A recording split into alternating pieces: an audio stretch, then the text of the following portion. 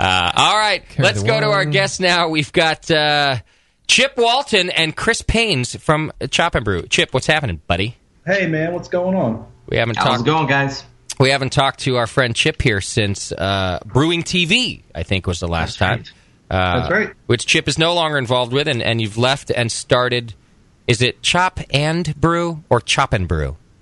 Chop and Brew. No. Is that the theme? Is that his official theme song? Yeah, it's the intro. Let's hear it. Hit it.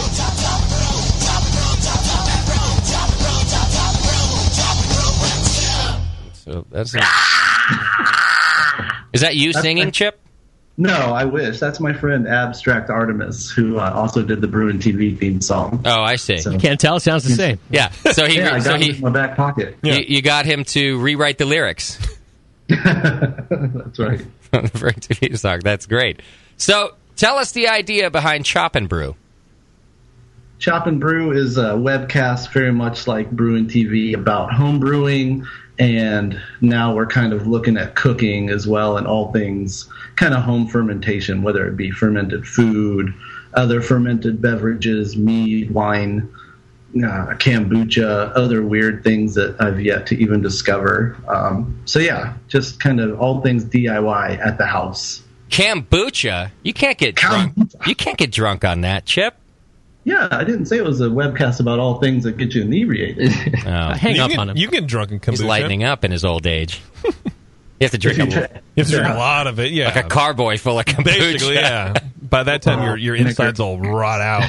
Don't you make kombucha, JP? I did it for the lady a couple times. How'd it come out? It was fine. It came out fine. But then she realized that there's no proof at all that probiotics do anything for you at all, and so she stopped drinking it. Right. So her shit was the same before and after your homemade kombucha. Yeah, everything was exactly the same. But now she has a new job where the office buys kombucha, so now she's back drinking kombucha, and then she's like, "Oh, but it'll help me digest." Is that the only thing the office buys? It's like an all kombucha office? No, it's just it's in San Francisco, so that's part of it. I see. And Chip, who is Chris Paynes?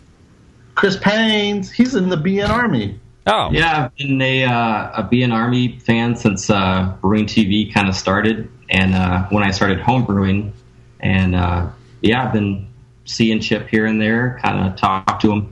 He said, yeah, get on a BTV episode. I'm like, no, I don't want to get on camera. But finally kind of tracked me down, and here I am. So are you helping out with different Chop and Brew episodes? Or are you just hanging out with Chip tonight? I'm helping out with a few Chop and Brew episodes, kind of taking the nerdier side of things. I kind of think of it like as a mixture of Nate and Tasty kind of on camera. Oh dear, you're a mess. So I'm a train wreck on camera. Really, really, really quiet. Yeah, I'm a train wreck. I don't have the long hair like Nate, but I do really like his preparation, like doing the PowerPoint and shit on a few of the hop episodes, and right. I like Jamil's enthusiasm about helping new brewers. So. Do you make up for the lack of long hair by just texting through every episode? Yeah, texting Nicole every episode. Hey. Sorry, Nate. All right. So Chris actually brewed one of the two beers that I hope/believe you have there in the studio. Did we get beers? Yeah, definitely. Did I? How were they? Chip, let's have a. We have to start with a little discussion, Chip. Are my notes correct in that one of the beers that we're drinking you brewed, in fact, maybe it's a whole episode, is for 311? That's right, my friend. Did you not take a beating enough on your last appearance on this show for your 311 enthusiasm? Chip Walton don't care. But so many, man, the fans came out of the woodwork. I know that there's a lot of haters, but there was a lot of support, even from the Army, man, in my defense. But there's more haters. Yeah, when you say came out of the woodwork, you're talking about like two BN Army members sent you an email like, hey, I also think 311 is sort of okay. No, man, they were coming up to me at different NHCs and different events, and I don't know. I think you have a 311 fan there in your midst. I think you have a mole in the studio, man. Moscow, I think, is a 311. Oh, he's a super fan. This is 311 for any of you who don't know. Which starts out okay. Yeah, the rock is good. It's a good bass line. It's even good right here. It's all right. It kind of, drops a little bit. It's good. It's mellow. Almost all of 311 stuff is good. Yeah. Until they open their stupid little skater mouths. Skater. I think that they would be too afraid. They're too emo to skate. Here you go. Here's their little skater mouths.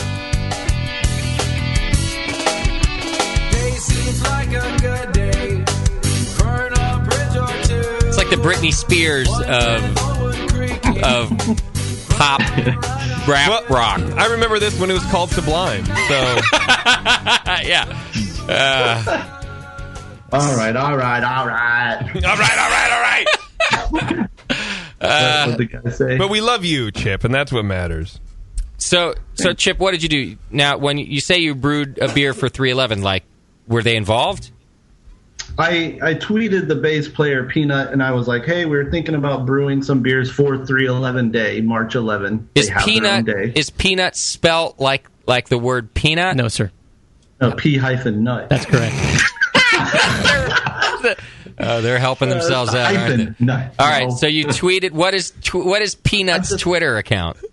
Peanut. I think it's at Peanut. Okay. Get a nut. It might be at Peanut Base or something. I don't know. So I tweeted him. I was like, if we were to brew some beers in your honor on 311 Day, what kind of beers do you like? They came back with hoppy and Belgian. So we kind of ran with those two vague descriptors and came up with two beers to brew. Did they mean hoppy and Belgian in one beer? He didn't necessarily say it like that, but that's what we took it with for Chris's beer. And then mine was just hoppy, no Belgian. But Chris's is both. And as a fan, how excited did you get that you got a direct response from Peanut? Oh, I nerded out. Yeah, you showed everybody. But then I unnerded out when he never responded with an address for me to send him a bottle. Yeah. Oh, shocking. Oh, yeah. It's like, I'm taking beer from this we stalker. went from that sounds like a cool novel idea to stalker, get back now. Yeah. Well, especially because you sent him 100 replies after he sent you that one piece of information.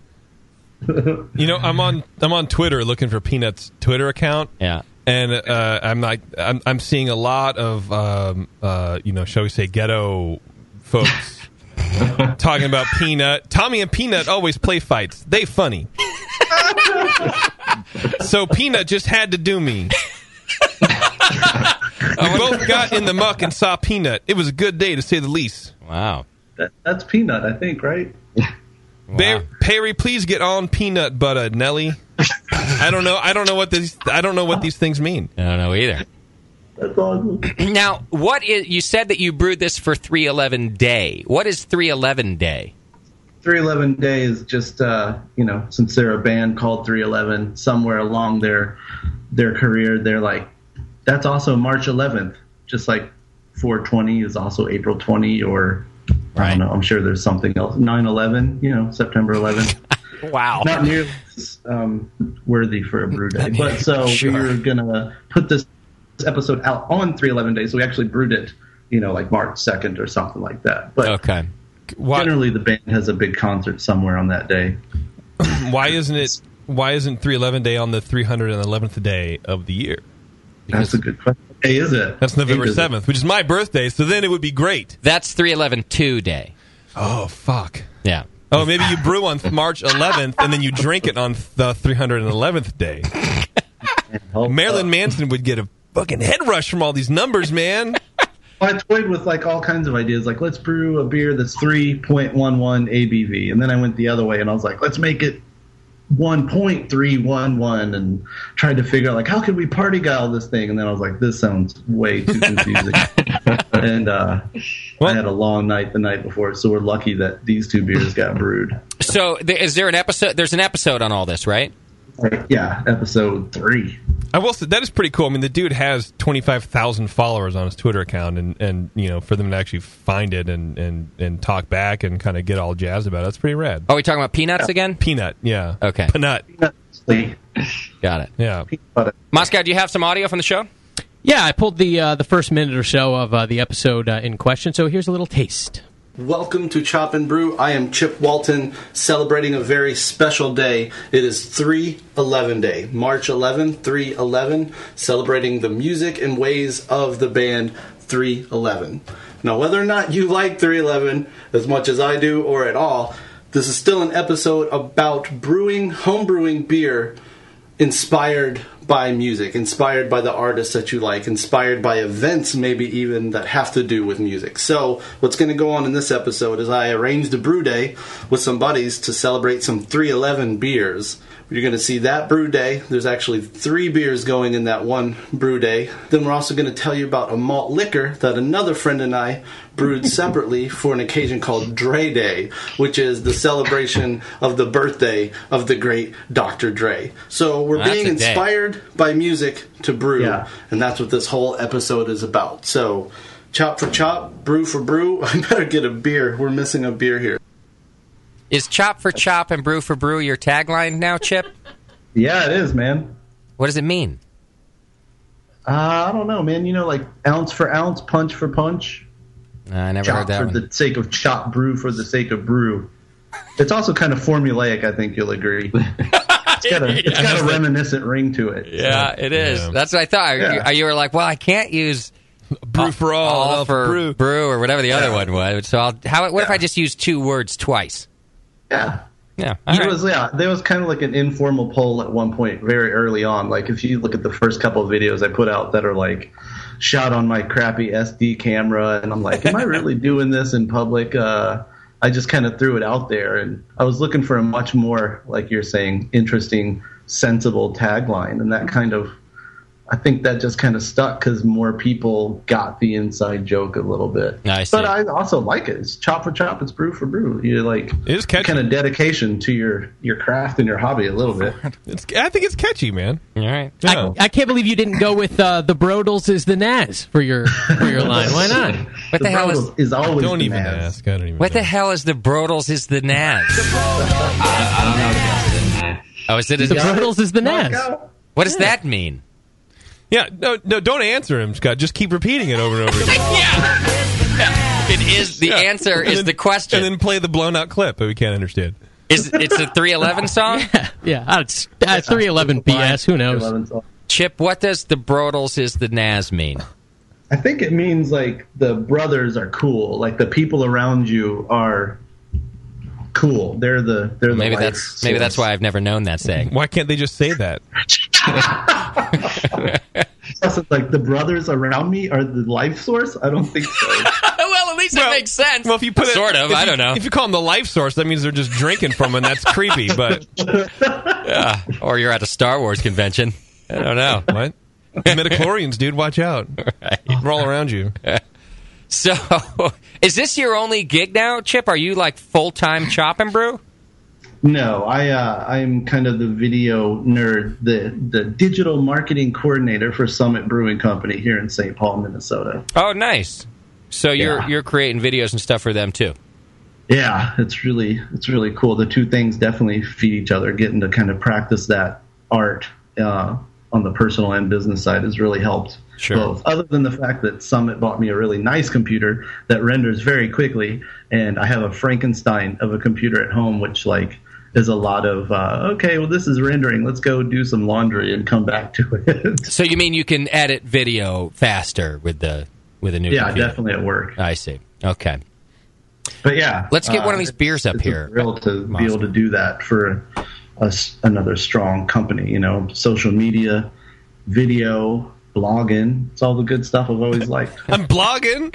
I mean, blogging, son. I love Chip. I miss Chip a lot. His bald head. I'm reading it from my blog. I did all for the blogs. So I watched some of the episodes, and I got to know a little bit more about Chip. For what? Chip's like he's like the guy who's white. Yeah. But sometimes sounds black. So he gets a little edge on him. Sometimes. Yeah, a little street.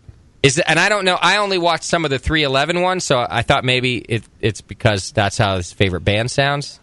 I don't know. You have to watch more episodes to see. It's because I'm from Alabama, well, man. 311 Day is in part celebrating the ways of 311. So I imagine eating. It's like a ninja. It's kind of like kung fu. Yeah, like eating and sleeping and breathing and stuff like that. They do that. Riding on a tour bus. You got to. But probably sounding a little more street than they are. It's probably Chip's. I think Chip's always had that. He's just the kind of funny dude. Right. I'm there, man. You're doing hosting for the first time, though, eh, Chip? Now, you did segments on Brewer TV, but with this one, you're like the host. You're the dude.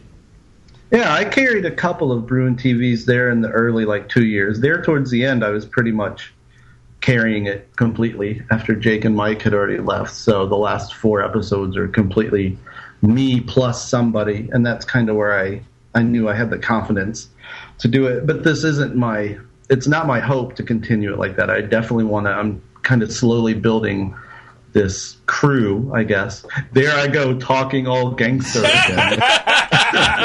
Me and my posse. I want a 4 or 5 guys and maybe some lady friends that I can depend on to do the hosting. I really enjoy the shooting and the editing. But in order to get it off the ground as quickly as I could there after departing Brewing TV, I really had to just strike while the iron was hot, and that meant doing a couple of episodes completely solo, and then thankfully the last 3 have brought in some other people like Chris and good old Brian Adams and Don Osborne of YouTube homebrew fame. Is he? So it's a little bit of all-stars, man. You live in St. Paul, you got a nice subset of homebrewers to choose from for this kind of thing. Well, that's a good. I like the idea of mixing it up.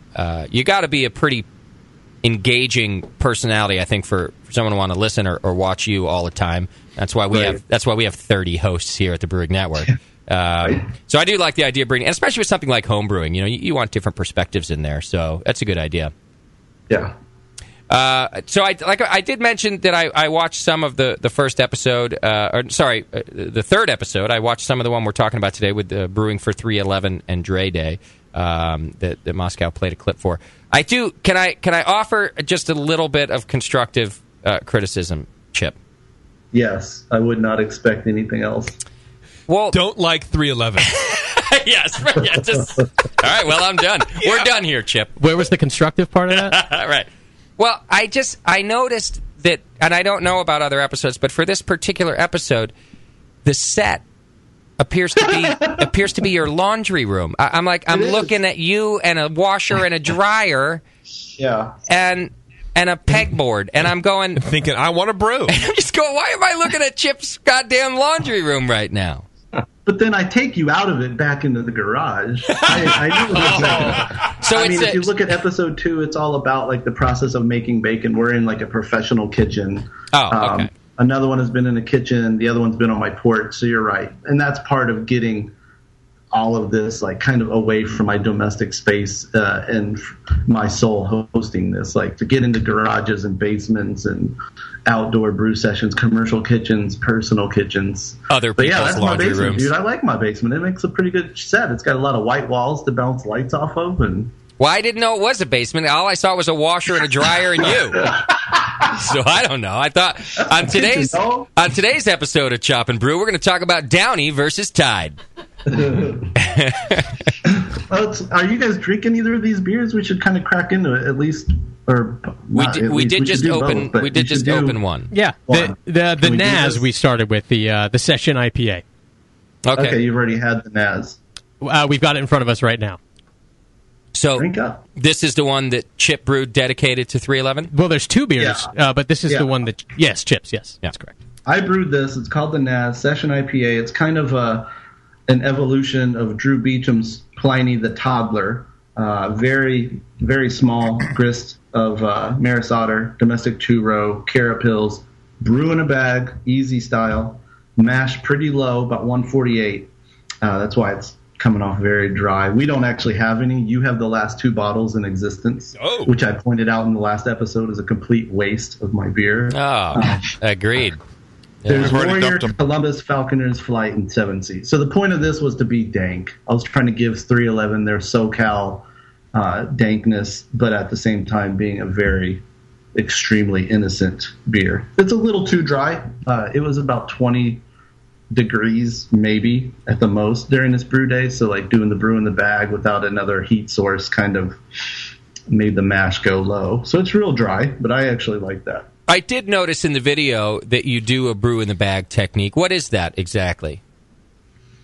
In this case, it was just like less than 9 pounds of grain put in a giant muslin bag and essentially just steeped. You stir it, get it mixed up as you would an all grain, but you just kind of let it hang out in this giant bag. And at the end of it, instead of sparging that lengthy process, you're just going to pick it up and let it drain. You kind of make up for that lack of a sparge by bumping up the percentage of grain a little bit. So in this case, I was able to do that in an 8-gallon kettle because it wasn't that much grain. But if you were making anything 1050 and above, you're probably not going to use that technique unless you have a bigger kettle. Okay. But it's good to know. I will be honest and tell you that the lazy dude in me saw that in the video and went, wow, this is fantastic. Oh, man, I don't know. Like, have you guys had that discussion much on the show, man? The brew in the bag is extremely easy, and I think it's kind of the way for anybody that's wanting to go all grain to definitely start there instead of, I don't know, the other ways that you could even get into all grain besides being balls deep into it. But this way is definitely a little, it's sick, dude. It's all grain. A little friendlier. We haven't done it here on the session, but Jamil did one. Maybe it was a Brew Strong episode where they talked about brew in a bag techniques. Yeah. But I don't listen to our shows, so this is the first time, it's the first I've heard of it. I don't think we do shows. Yeah. There's debates whether you get the extract that you can because you're not sparging it, but dude, I just bump up the base malt.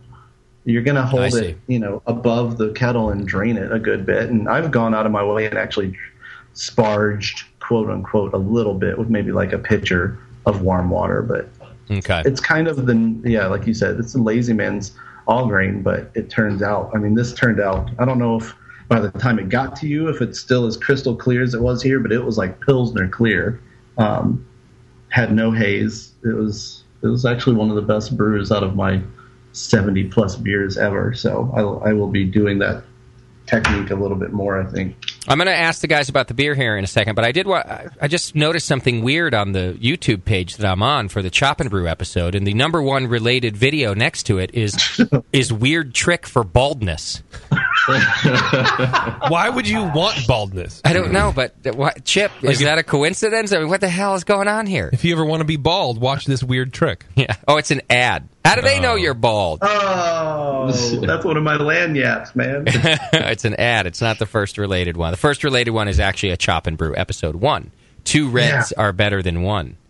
Dude, related videos are, I don't know. I don't get them. Okay. I don't either.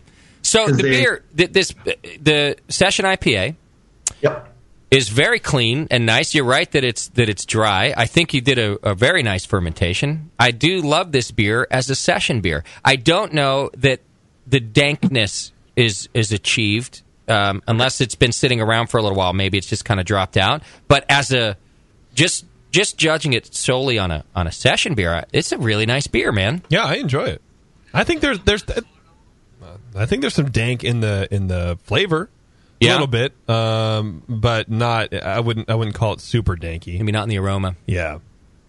Maybe, I don't know. The Columbus would be the most dank of the hops, and the Warrior a little bit, but they didn't come in, at the very end. I see. So maybe focusing on the very, very end hops. And Chris Paynes here has an interesting technique for getting hoppiness in general, where you don't put it in at the flame out. You kind of put it in around 150 degrees while you're chilling it. Interesting. And, to kind of reserve some of those volatiles, right? Yeah, you're basically waiting for the steam to kind of stop, so you know that the volatiles are not going to be blowing off as much. So once you see that steam drop, dump them in there, do 20-minute whirlpool or whatever, and hold on to some of those aromatics. That's an interesting idea. And at 150 degrees or so, you're still not worried about contamination or anything. No. Don't you mean tamination? Tamination. What do you mean cunt? Right. It's only one. All right. Well, I like the beer, and I'll tell you what, I would session drink the shit out of this on a nice barbecue day. This is a good beer, Chip. I do, too. That keg was gone. Like I said, I filled your 2 bombers, and I went to pour myself a glass, and it and I was like, oh, those assholes. They have my last Naz. If it makes you feel One better, last Naz. next time you send it to us, you can just send us one bomber because we're just pouring the rest out over the border. Down Moscow's back. Basically. It's like, yeah. All right, we're opening the other one now. So, Yeah, Chip, if we can get to the, I don't know what kind of. Yo, what's up, Tasty? why no crystal in your beer? What's the problem? You don't like crystal? I do not like Crystal, actually. Is it not the Naz? I feel like I want to add a teaspoon of sugar to this beer. Okay. Well, what if I mashed it a little higher? Would that? Well, yeah, maybe- you could, but you can't with that brew in a bag deal. Well, I you could like? if it wasn't 20 degrees, which it no longer yeah, is outside. outside. I think it would hold its temperature a little better. But I ain't hating tasty, but I do. I ain't hating tasty, but I do hate caramel and crystal malts. So Why is it? I think that We'll get it out of the base. I think you're right. Then fine, that's fine. Just don't use it, but mash higher and get the dextrins out of your base malt. Okay, yeah.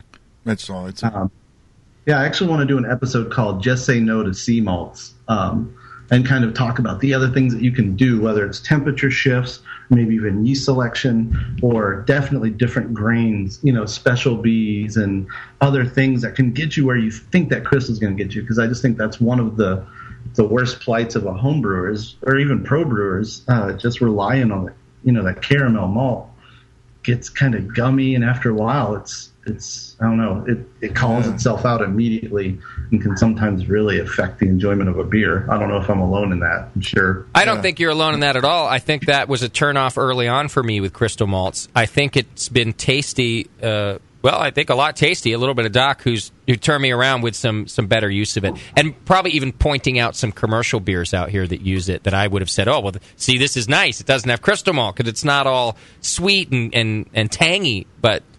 You guys would kind of set me straight and say, no, they're just using it right. It's about attenuation, Yeah. Cool. So, Yeah. so no, I don't Which think goes you're back wrong to- in that assessment there, Chip. Yeah. Yeah. Do So you guys have time? Are you going to get to drink the Golden Sunlight? We're doing it now. Stronger. So Okay. explain this beer to us. This is a Chris Paynes joint. Do you mind if I let him explain it? Not at all. Do it, Chris. It smells citrus. I know you guys aren't a fan of the Belgian IPA, and I don't blame you. I myself am not really a fan, but I had some time, so I figured, why not try it? It's a combo of like 3 different can you brew it kind of brewing ideas. I had some ideas from Scott Picaro from Captain Lawrence Extra Gold, where he's doing the Belgian triple, adding sugar to dry it out. I had some ideas from Patrick Roux from the brewery using 18% rice as a kind of to thin the body out and give you some like cheap, easy fermentables to kind of put in place for the base malt. Okay. I had a pound of sugar to help drive the fermentation post. I'm going to say after 5 days I added it to make sure it really dried out the beer and ate up those off flavors, acetaldehyde, diacetyl, and whatever else. So, and with that, I wanted to make sure that the fermentation didn't rocket off and make a alcohol bomb of a IPA. So I really waited for the fermentation to slow down and added in there so it would kind of finish out. About 29 IBUs of Centennial, and then just dry hop the shit out of it with Amarillo and Citra and late hopped it. So nice. Just a combo of all these great ideas I've pieced together from the Brew Network, and it seems to have worked out. So awesome. What is the alcohol content of the beer? 7.5. Okay. This is a good beer. Yeah, it's great. It's super orangey, isn't it? Cider. It's citrusy, absolutely. I do get a candied orange. Yeah. Oh, yeah? Yeah, Okay. totally. Usually with citrus, I'm all lemon, but this one is orange. Okay. Take another taste there. Oh, it's Yeah. about 68% Pilsner, 18% flaked rice, 3% honey malt, and 3% Munich. So no crystal malt. I've been kind of burned on, abusing crystal malt, using too much of it. So I figured let's try some honey malt, and it worked out. So, well, I think this beer defies our Belgian IPA complaints, which are one, that the very estery Belgian yeast doesn't go too well with hoppiness and bitterness. And I think this is a pretty low, in my opinion, on the ester scale. It's low in phenolics. Yeah. Phenolics, thank you. I always screw that up, don't I? Well, yeah. it's an ester. Okay. And then the other part is it's not extremely bitter. So the combination of the low phenolics and the low bitterness, yet it's still big, like a big Belgian IPA. I think that's what makes it a good one, man. Yeah, I think the lack of crystal to kind of compete with the hops, helps that bitterness, even at 29 IBU, stand out. And, the spice from the WLP 530 Abbey Ale, kind of, adds some bitterness that you normally wouldn't calculate for a beer. Okay. I can see that. I like this beer. I like both of these beers. You guys, and I'll tell you what, Chip, from watching the video, even though you do kind of a fast edit of the brew day, I got the sense that you guys know what you're doing in a brew house. There wasn't a lot of fumbling around in there. They're going right in with thermometers. They're checking mash temps. They're stirring. They're not all like delicate about it like I am, like worried that I'm screwing everything up. They're just in there doing it. And I did get the impression that you guys have been brewing for a while, and I think this beer shows that too. Oh, cool. Thank you, man. Yeah, I was proud of both of these beers. Like I said, the Nez is my personal favorite from a long time. A couple of beers I did right before it were specifically not awesome. So when that came out, I was just like, yes, thank you. Right. Throw me a bone, Mother Fermentus. Well, they make me feel like the brothers are the source of the love in the room. Did I get that right? No, you have to feed off of their life energy. Oh, they make me feel like I can suck the life out of the brothers in the room. Yeah. But wait a minute, that doesn't sound right either. No, and then when you're done, you put the bathing suit back on them. I see. Yeah. I got it right that time, right, You Chip? did. Yeah. Okay, good. There it is. There you go. So how many episodes are out of Chop and Brew? What's that? How many episodes of Chop and Brew are out? There are 5.5 right now. Okay. Do you have like a schedule? Are you trying to get them out once a month or something? Or I'm trying to stay BTV true, man. I've been doing every other week on Fridays. I've slipped a couple times and gone to Sunday, and then this last episode, 5.5, is not so much. Well, I didn't think it was a full-fledged episode. It was kind of me phoning it in and kind of throwing out some links where someone might go see something this week instead of me. And people actually really liked it as an episode. Be careful, Chip. Be careful. Once you start cutting corners, it's a downward spiral. Yeah, I won't go into it. It's been tough to maintain right up front because I've got a grad class and this, that, and the other thing. That's about to end, and we're about to go into. We've got 3 episodes shot. Chris Paynes has like 2 episodes storyboarded, so that's the beauty, or hopefully it's the beauty of Chop and Brew, is as opposed to Brewing TV. There won't be the pro beer element, so there's no need to travel in order to tell these stories. These are old stories that I can hopefully tell from my own washing machine, right, or from the next neighborhood over, or there may be traveling in it one day in the long off future, but for right now I'm just trying to get a good baker's dozen episodes under our belt that actually do fulfill the chop and the brew, and it doesn't just turn into simply one or the other. You should turn the washing machine on next time. See what that adds to the. Put the camera in it. See what that does for you. Where's my GoPro? Yeah. Hey, I got to see Sean Paxton this last week. He was here for 3 days, and one of our upcoming episodes is actually going to be essentially just one of his PowerPoints, but you know how he gets all anecdotal in between slides. So I think it's going to be a good episode as far as like completely nerding out on the function of cooking. We don't see him cooking because he's just presenting it to a group called Better Beer School University. But so it was cool to see Pax. What's up, Chris Paynes? So he's talking for a long time. Yeah. You guys know how Sean rolls. Yeah, make sure you have a lot of tape. 7-hour nachos, baby. It's the first hour and a half Chop and Brew. Sorry, Sean Paxton. It never ends. Yeah, part 89 of Sean Paxton opening the beer. Then you make the 79th nacho. Each handmade. Oh, from an artesian Guatemalan woman. Where can people go to find Chop and Brew, Chip? They can go to chopkbr.com. chopandbrew.com. They can go to facebook.com/chopandbrew. They can go to youtube.com/chopandbrew and Twitter @chopandbrew. Beautiful. That's right. You guys have time for a couple of questions, or are you wrapping me out? Are you hooking me? No, I think I got time. Let me see. Let me look. I don't think all our tasters are here yet. I got time. What do you got?